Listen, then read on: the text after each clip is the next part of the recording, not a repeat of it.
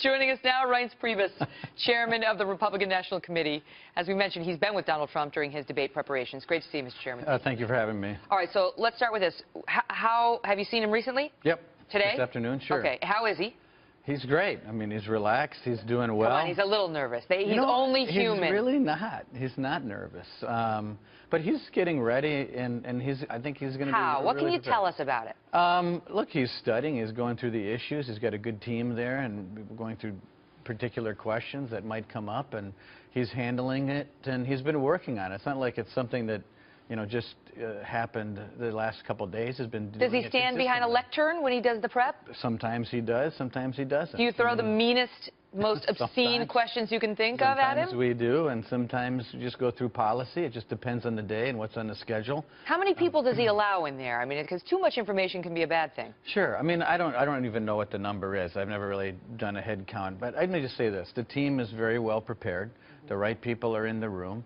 And I can tell you that Donald Trump's head is in this thing, and he's been consistent, and he's been working hard, and he's got a really good attitude about it. But I can tell you, it's not like he's sitting around wringing his hands nervous. He's pretty calm, cool, and collected. It'll happen tomorrow night because he is a human being. It is. She is a human being. We like to think they're not when they run for president, but they are, and you cannot help but get nervous.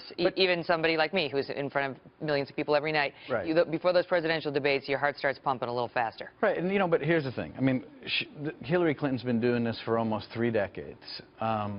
She's going to be held to a pretty high standard tomorrow night. The detail, all the things that she's been, you know, she's lived her life around the legislative process. So Donald Trump's an outsider, and they both have different things that I think they need to accomplish. And I think, you know, the burden's going to be on her in a pretty big way. What of this question, which Donald Trump is showing up?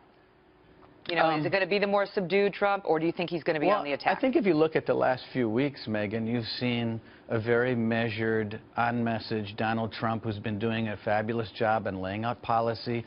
You know, something that isn't covered. But a lot of teleprompter involved in that, and the question is whether, without the prompter, with this, you know, opponent needling him, we're going to see the same guy, or we're going to see the Lion Ted, little Marco, look at my hands guy.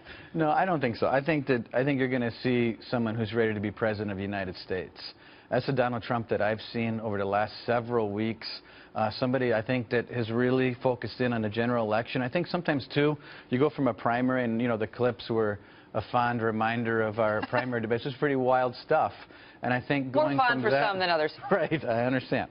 But you go from that to the general election, and also the gravity of the presidency, and that facing you down in the next, 46 days. I think that has really come to light to Donald Trump, and I think he gets that. So speaking of the gravity of the presidency, what of this dust-up about Mark Cuban? She started it by saying she was going to put Mark Cuban in the front row to, you know, sort of antagonize him a bit. And he responded by saying, great, let's do that. I'll put Jennifer Flowers in there. So, and Jennifer Flowers has said she wants to show up. Is she showing up to the debate? She's not showing up through a ticket of our campaign, I can tell you that. Okay, so she's not going to be in the front row. But here's the thing. They got cute. And then, of course, you know, Mark Cuban got pretty smart on Twitter and started needling the campaign. And so this is a brushback.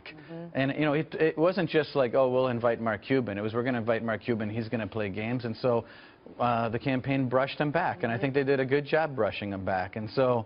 Is there any limitation on that sort of mind game that they can play with each other, with their guests? Well, look, but here's what I think is going on, and I don't have total clarity on this, but I think that the Committee on Presidential Debates has made it clear that we're not going to have these kind of shenanigans in the front row, in the screenshot tomorrow night.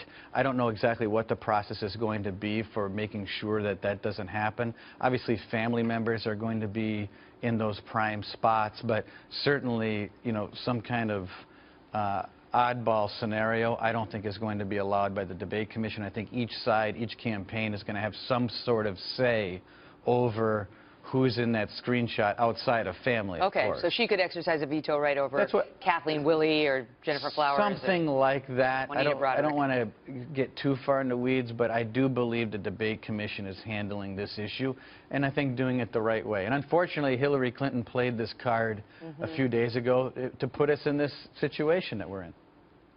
I have this to say to the Presidential Debate Commission. Welcome to our world. It's been this way for a long time, just unexpected, unprecedented debates and excitement and surprises. So that's what we expect tomorrow night. It's going to be a great night, I think, and Donald Trump is ready. Are you nervous? You're a little nervous. I'm a little nervous, sure. I mean, but, you know, obviously the candidates are the ones that are really in the hot seat. And yeah. Could this debate change the race?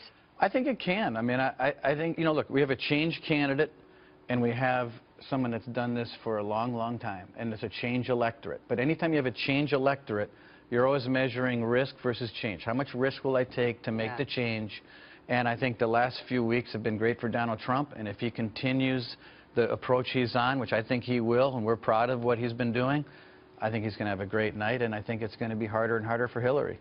90 minutes, Hofstra, tomorrow night. This time tomorrow, 24 hours from now, we'll all be watching it, and we'll be watching Reince to see if we can see the sweat.